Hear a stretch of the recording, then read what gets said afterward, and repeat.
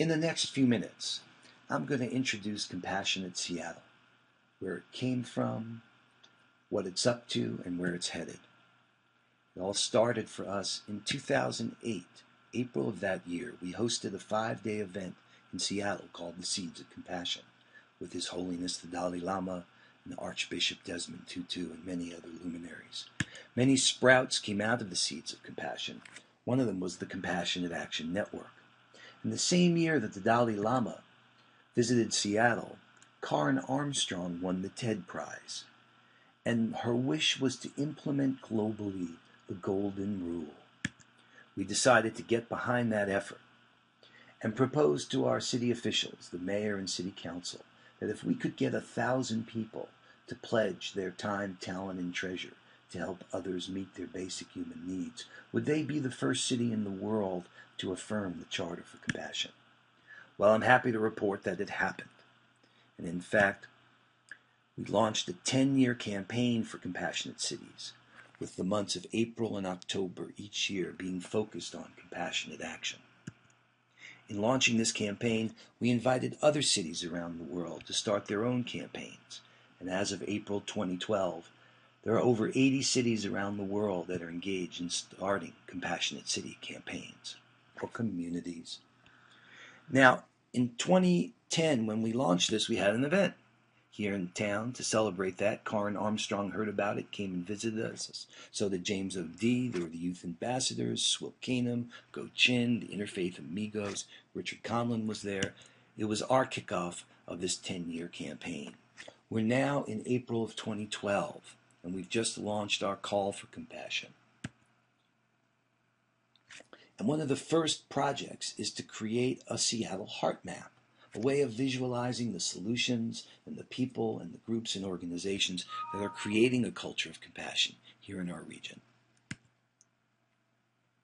We based the image of the heart map on a 1905 real estate company's articulation of the Seattle heart map. That's what it was called.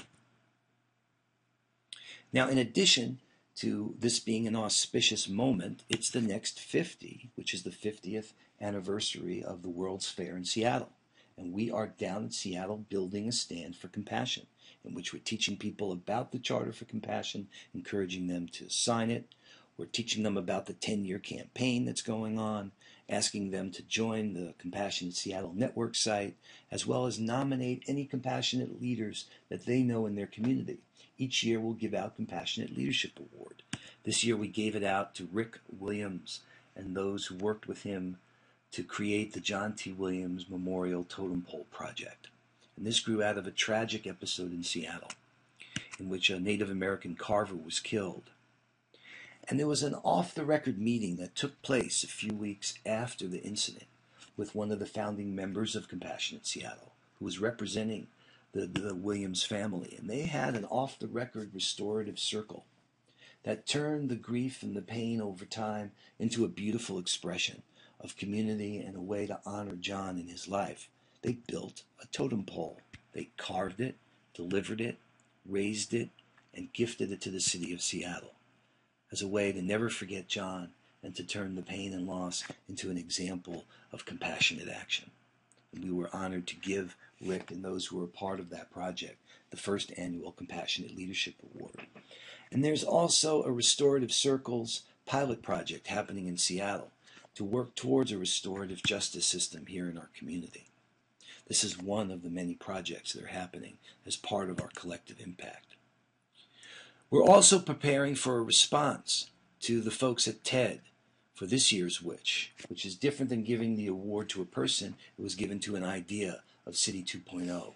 And we think our example of collective impact and the Seattle Heart Map that we're building and the Stand for Compassion that we're taking and the Restorative Circles pilot all fit very well with the image and the vision that they hold of a platform that brings together locally and globally all of us in combining the reach of the cloud with the power of the crowd by connecting leaders, experts, companies, organizations, and citizens to share tools, data, design, successes, and ideas and turn them into action.